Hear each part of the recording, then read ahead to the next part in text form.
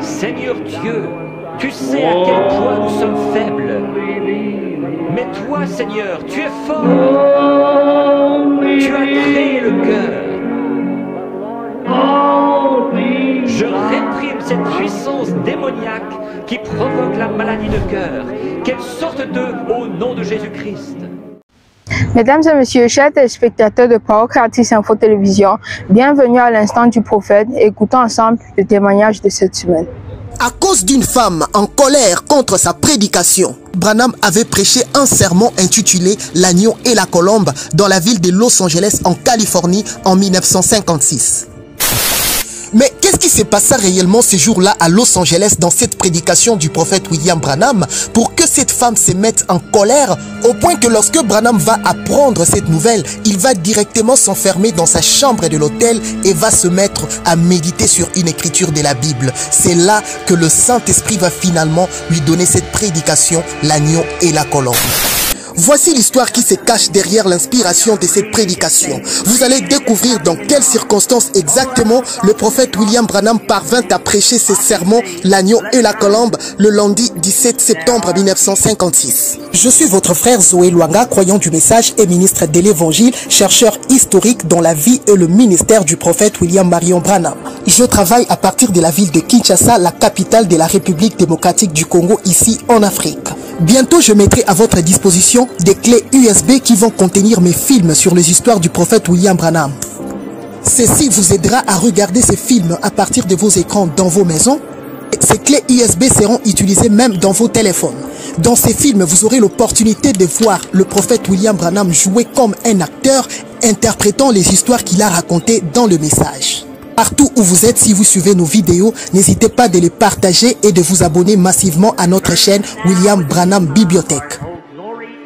Ville de Jeffersonville, dimanche 10 juin 1956, au croisement des avenues Penn et 8e rue de Jeffersonville. Ce jour-là, le prophète Branham prêchait dans le Branham Tabernacle un sermon intitulé « La perfection ». Mais avant d'entrer dans le vif de son sujet du jour, Branham va d'abord annoncer à son église qu'à partir du 15 septembre cette année 1956, il va prendre part et va parler au rassemblement international de la rue d'Azusa qui va se tenir dans la ville de Los Angeles. En ces moments-là, Branham va clairement expliquer à ses croyants du Branham Tabernacle que s'il allait participer à cette convention à Los Angeles, c'est puisque ces rassemblements étaient d'ailleurs son idée à lui.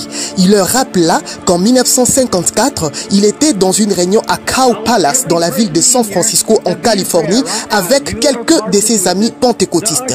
À cette occasion, il leur avait rappelé qu'en 1956, le réveil de l'effusion du Saint-Esprit qui était tombé sur la rue d'Azusa en 1906 avec William Seymour allait totaliser 50 ans qui était le jubilé.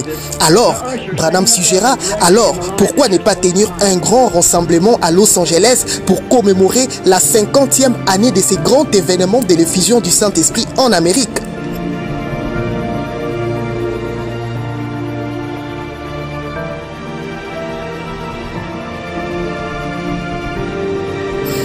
Les pentecôtistes avaient beaucoup apprécié cette idée de Branham.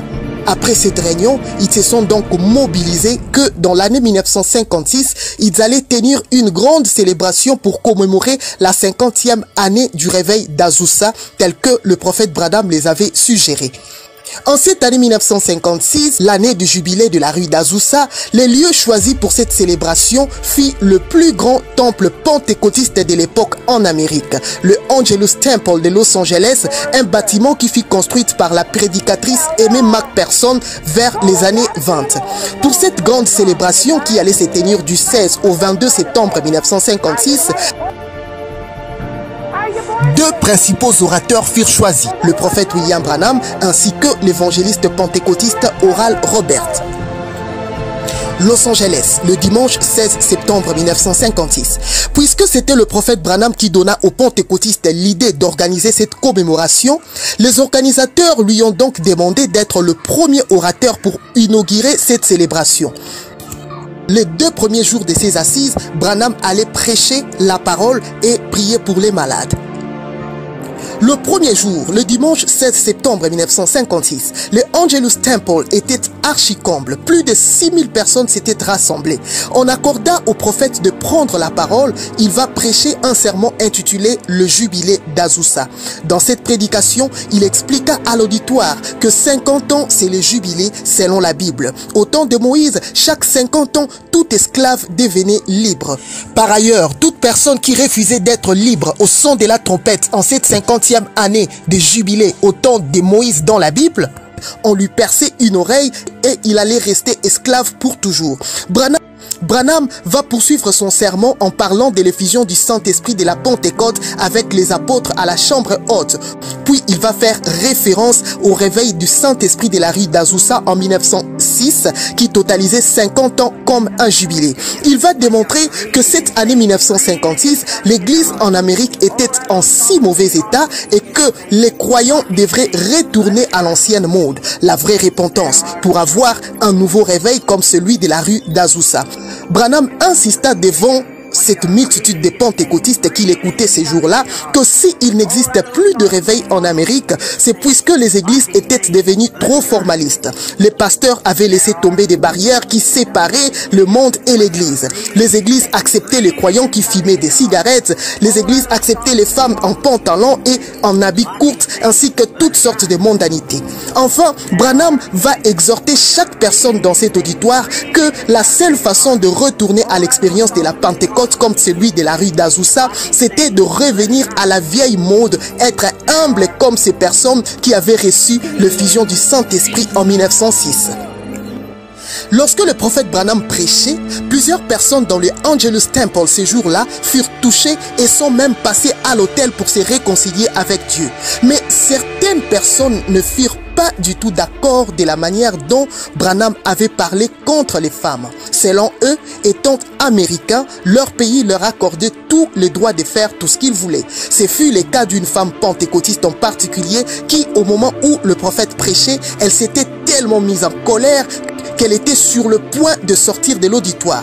Après cette réunion, à la sortie, la femme en question va exprimer son mécontentement à une autre sœur sur le parking. Elle lui dit: ces prédicateurs avaient tort de s'apprendre si durement de l'habillement des femmes de cette façon. Étant américaine, c'est notre droit de fumer des cigarettes, de porter des shorts si on le veut. Si la porte de sortie de ce temple était près de là où j'étais assise, je serais sortie en courant.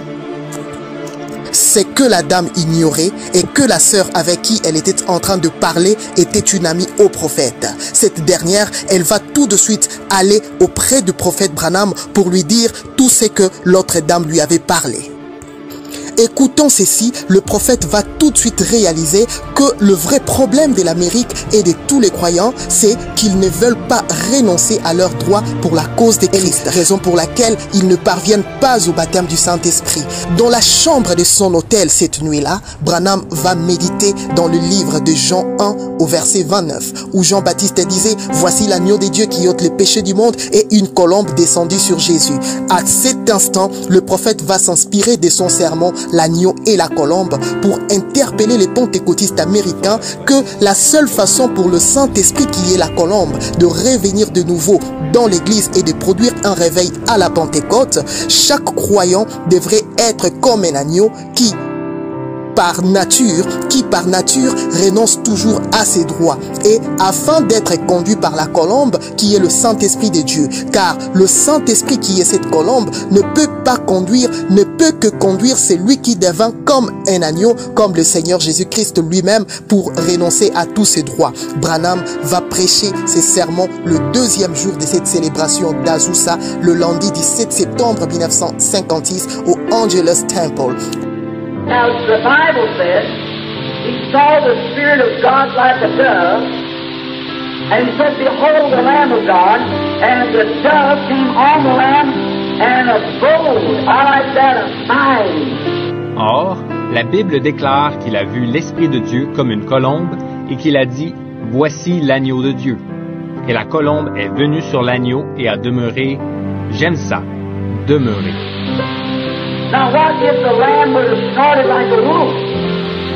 Why, the dove would have been gone. Mais supposons que l'agneau s'était mis à grogner comme un loup. Bon, la colombe serait partie. You know, sometimes I wonder if that's the reason that so much trouble is in the church. If we are the lambs of God, we should have the nature of lambs if we expect the dove to abide. You believe it? I do. Vous savez, je me demande parfois si c'est la raison pour laquelle il y a tellement de problèmes dans l'Église. Si nous sommes les agneaux de Dieu, nous devrions avoir la nature des agneaux. En effet, si nous voulons que la colombe demeure. Le croyez-vous? Moi, je le crois. Now, if we'll watch the dove, the reason it stayed on the lamb because her nature was the same. And the reason that the dove stays on the Christian, he'll stay there as long as he's a lamb. Or, si nous observons la colombe, la raison pour laquelle elle est restée sur l'agneau, c'est parce que leur nature était la même. Et la raison pour laquelle la colombe reste sur le chrétien, elle reste sur lui tant qu'il est un agneau. But when he takes a different nature, the dove will take its flight. Mais, du moment qu'il prend une nature différente, la colombe s'envole. Voulez-vous aussi expérimenter votre guérison? Écoutons ensemble un extrait de la bande du prophète William Marion Branham. May men and women tonight catch the vision, understand what God's program is for this last day. Reverently, Lord, upon the basis of Thy Word and Thy Holy Spirit, we are so glad that we know where our birth comes from. Respectueusement, Seigneur, en nous fondant sur ta parole et sur ton Saint-Esprit, nous sommes si heureux de connaître la provenance de notre naissance. We are glad that we were born not of the will of man nor the will of flesh, but of the will of God. Nous sommes heureux d'être nés, non de la volonté de l'homme, ni de la volonté de la chair, mais de la volonté de Dieu. And we pray today, Father, that these who are now asking for pardoning grace, that your Spirit will do that work, Lord. Et nous prions aujourd'hui, Père, pour ceux qui demandent maintenant la grâce de ton pardon, que ton esprit fasse l'œuvre, Seigneur. There's no way for me to do it. I'm just a man, another son of Kish. Il n'y a aucun moyen pour moi de le faire. Je suis seulement un homme, un autre fils de Kis. But we need you, the Holy Spirit. Mais nous avons besoin de toi, le Saint-Esprit. God, let me be a Samuel, one who tells the truth of the Word. Ô Dieu, que je sois comme Samuel, quelqu'un qui annonce la vérité de la parole. And you have vindicated it so far. And I believe that you will continue as long as I stay true to you. Et jusqu'ici tu as confirmé qu'il en était ainsi. Et je crois que tu continueras à le faire tant que je te resterai fidèle. May they all now receive eternal life, Father. Puissent-ils tous recevoir la vie éternelle maintenant, Père. May this day never depart from them. Puisse ce jour être ineffaçable pour eux. In the hour when they come to leave this world, may this what I have just said to them open to a reality. Et quand viendra leur heure de quitter ce monde, puisse ce que je viens de leur dire ici devenir une réalité.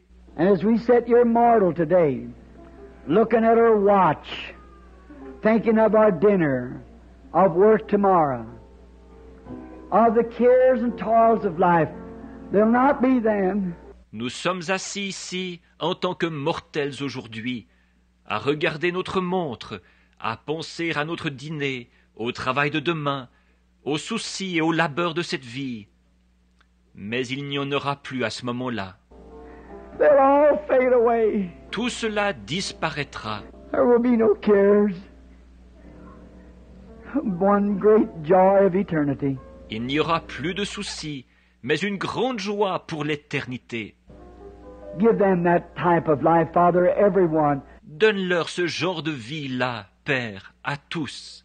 And may I ask you this, Father, that every person that's here this morning that's heard me say this vision, may I meet every one of them on the other side.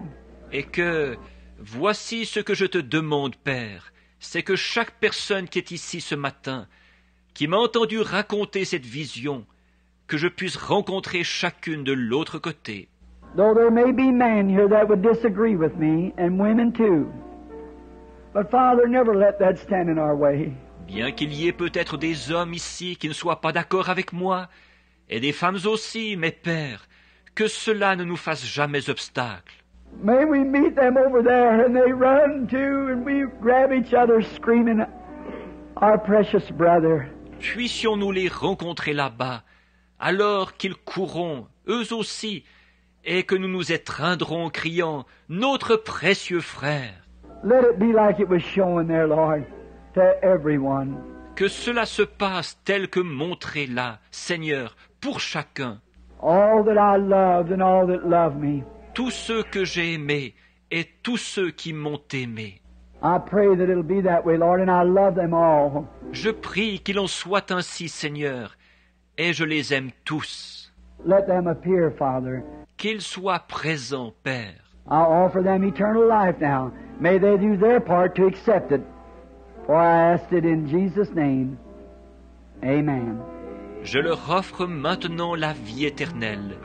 Puissent-ils faire leur part afin de l'accepter, car je le demande au nom de Jésus. Amen. Ça a été un réel plaisir de vous avoir. Retrouvons-nous dans 2 semaines, Dieu voulant, et que Dieu vous bénisse.